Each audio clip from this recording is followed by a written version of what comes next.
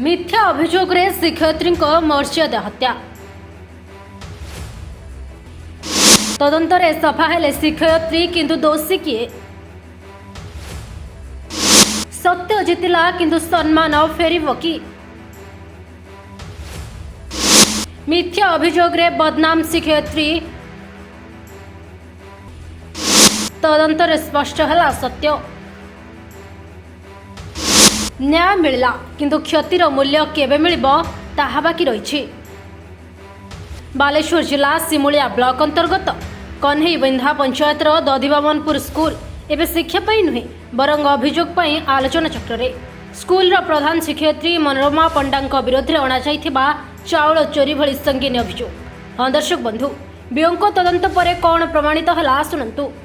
चोरी अभियोग से मिथ्या एटा भित्तिहीन जो चाउल मोर सरी जाते मुझे सब बीओं को जनई बीओं गोचरार्थे मुझे सब कम कर मत कही धार आणिकी चलवाई पाख स्कूल हो जो आणिकी चलवाई मुझे चलई जो चाउल आसला मुझे फेरस्त कर जो सब आसिक मत मो ना गोटे आलिगेसन दौरान एगुड़ा सब मिथ्या एगुड़ाक सत्यासत टिके ना बीओ आसिक निजे इनक्वारी करके जाइए इनक्वारी सत्यासत मुझे अपेक्षा करती सहित मुझे एकमत जे बीओकर इनक्वारी सब गुटी गुटी मोर खाता रेकर्ड पत्र देखिए सब ठीक ठाक करके जाइए रिपोर्टा देना यार सत्यासत अभी अपेक्षा कर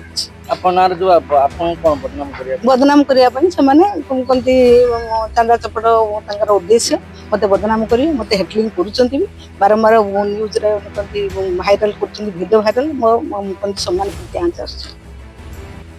किंतु एठी प्रश्न उठुछि मिथ्या प्रमाणित हेबा पूर्व जे चर्चा जे चिन्हट जे संदेहर आंगुठी सेथिरे दायित्व किए नेब।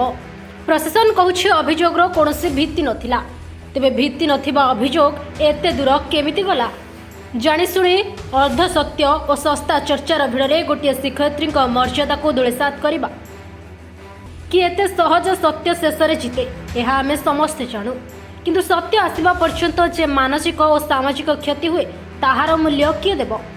अन्यपटे प्रधान शिक्षयित्री श्रीमती पंडा सांबादिक सम्मेलन करी मु आउ 6 मास पर अवसर ग्रहण करी किछि लोक मो उपरे मध्याह्न भोजन चाउल नहीं मिथ्या अभियोग करिसेंती मानसिक निर्यातना देइछंती एने मु जिलापाल सिमुलिया थाना रे लिखित अभियोग आनी आईन अनुजाई दोषी को दंड कौन मिलुछि ताहा देखिबाकू बाकी रहिला।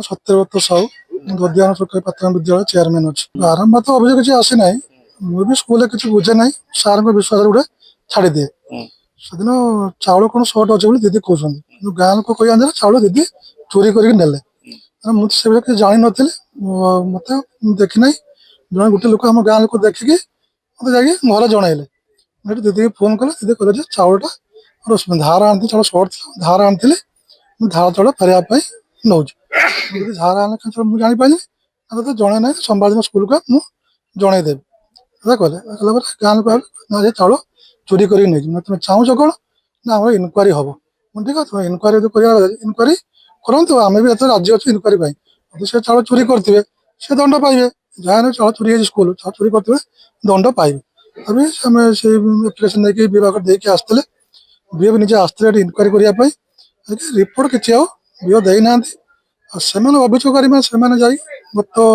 गुरुवार दिन मो घर पहुँचले दस्खत दे कौन भाई ना गोटे लिखित दबा बीओ पाखे कहीं इनक्वारी करते लिखित कौन दब तुम जो पचार बीओ कौन कौन कहीं तुम दस्खत हेटू डेली ना नदेनी मो निया सी पैसा खाऊ पैसा खाई बस बीओ पैसा खाऊ दुनिया ये कले कथबार्ता करके स्कूल डेली आस चाप पकईमु मारू पिटमु ये कर स्कूल बंद करदेमु ये स्कूल पिला पाठ पढ़ी पार डेली आस डेली मो दुकान कर डेली मो पाक जाऊँ डेली मो घर को मुझे दस्खत देमी और इनक्वारी हेल्ले सत कौन जना पड़े प्रकृतर चोरी कर भावुना गाँ लोक कह आम इनक्वारी हो दीदी कहते सठिक मुझे जानी ना।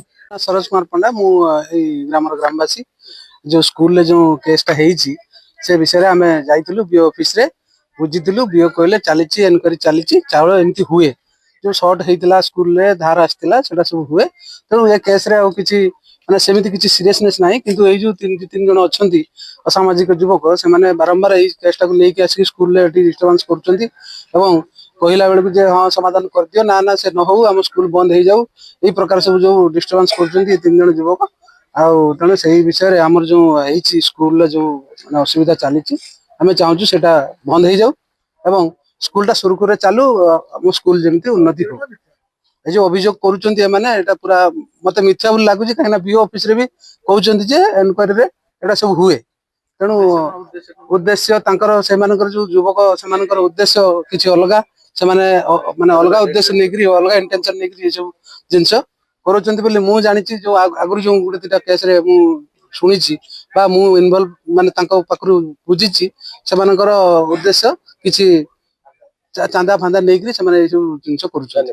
ଏବେ ଏଇ ଦଧ୍ୟାନ ସ୍କୁଲରେ ମୋ ପିଲା ପାଠ ପଢୁଛି। ମୁଁ ଏକ ଦଧ୍ୟାନ ସ୍କୁଲରେ ଗୋଟେ ମେମ୍ବର ଅଛି। ମୋ ପିଲା ଆସିଲା ପାଖରେ ଏଠି ଦିଦି ଭଲ ପଢାନ୍ତି, ରିଟାୟାର୍ଡ ଟିଚର ଗୋଟେ ଆଣିକି ପଢଉଛନ୍ତି। ଆଉ ଦିଦି ଆସିବା ସମୟରେ ଆନୁଆଲ ଫଙ୍କସନ ବି ହଉଛି, ଡ୍ରିଲ ହଉଛି। ଆଉ ପିଲା ବି କେବେ ଯାଇ କହୁନାହାନ୍ତି ଆମେ ଉପାସ ଅଛୁ କି ପେଟକୁ କମ ହେଇଛି ଖାଇବା। ଆ ଭିତରେ ବି ଚାଉଳ ଚୋରି କେସ ହେଇଛି, ଆମେ ବି ଜାଣିନୁ। ଏ ମିଥ୍ୟା, ଆମେ ବି ସତ୍ୟାସତ୍ୟ କଣ ଜାଣିନୁ। ତାଙ୍କୁ ଏତେ ବଡ ବିଓ ଅଫିସ ପର୍ଯ୍ୟନ୍ତ, ଆମେ ଯେହେତୁ ମେମ୍ବର ଅଛୁ ଆମକୁ କିଛି ଜଣା ଯାଇନି, ଆମେ ଏ ବିଷୟରେ କିଛି ଜାଣିନୁ। କିଛି ଲୋକଙ୍କ ସାଇନ ନେଇ ସେ ବିଓ ଅଫିସ ପର୍ଯ୍ୟନ୍ତ ଚାଲିଛନ୍ତି। ଏଇ ସବୁ ଆସିଥିଲା ବିଓ ଅଫିସ ଦେଇଥିଲେ କଣ ତଦନ୍ତ ଚାଉଳ ଚୋରି ସେମାନେ ଅଭିଯୋଗ କରିଛନ୍ତି, କିନ୍ତୁ ଏଇଟା ଦିଦି ମନା କରୁଛନ୍ତି ସେ ଧାର ଆଣିଥିଲେ, ଧାର ନେଇ ସୁଝିଛନ୍ତି। ଏଇଟା ହଉଛି ଚୋରି ନୁହଁ। ଏ ଘଟଣା ସତ୍ୟ ନା ମିଥ୍ୟା? ଏଇଟା ହଉଛି ବିଓ ସାରେ ଆସିଥିଲେ ଚେକିଂ କଲେ, ଏଇଟା ମିଥ୍ୟା ବୋଲି ଦେଖୁଛି। ମୋ ନାଁ ଉର୍ଣ୍ଣିମା ସେଠି, ମୋ ପିଲା ଏଠି ପଢୁଛି ଦଧିବାନ ସ୍କୁଲରେ। ଚାଉଳ ଅଭିଯୋଗରେ ଦିଦିଙ୍କୁ ଫସେଇଛନ୍ତି, ମିଛ ଅଭିଯୋଗ ଦେଇକି। ସେମାନେ ଯେତେବେଳେ ମିଛ ଅଭିଯୋଗ ଦେଲେ ବି ଯୋଉମାନେ ତାଙ୍କୁ ମିଛକୁ ସପୋର୍ଟ କରନ୍ତି, ସେଇମାନଙ୍କୁ ନେଇକି ସେମାନଙ୍କ ସାଇନ ନେଇକି ସେମାନେ ଅଭିଯୋଗ ଦେଇଛନ୍ତି, ଆଉ ଅଲଗା ଗାର୍ଡିଆନ ମାନଙ୍କୁ ଦେଇନାହାନ୍ତି, ଯୋଉମାନେ କି ସପୋର୍ଟ କରିବେନି। ସତ୍ୟତ ଦିଦି ଚାଉଳ ଯଦି ବି ନେଇଛନ୍ତି, ସେ କୋଉଠୁ ଧାର ଆଣିଥିଲେ ସେଟାକୁ ସେ ନେଇକି ରିଟର୍ନ ଦେଇଛନ୍ତି। ସେଟା ସେମାନେ ଜାଣିନାହାନ୍ତି। ଜଣେ ବି ଯଦି କେହି କହିଦେଲେ ତାଙ୍କ କଥା ନେଇକି ସେମାନେ ଏତେ ବଡ କାଣ୍ଡ କରୁଛନ୍ତି। ହଁ ନବାଟା ସତ, ନା ନା ସେ କଥା କରନ୍ତିନି କେବେ ବି। ଚାହୁଁଛୁ ଯଦି ଆମେ ଦିଦିଙ୍କ ଯୋଉ ସମ୍ମାନ ଟା ଯାଇଛି, ସେମାନେ ଆସିକି ତାଙ୍କର ମ୍ୟୁଚୁଆଲ କରନ୍ତୁ, ତାଙ୍କର ଭୁଲ ଟାକୁ ସେମାନେ ସ୍ୱୀକାର କରନ୍ତୁ। Bureau report, Sutradhar news.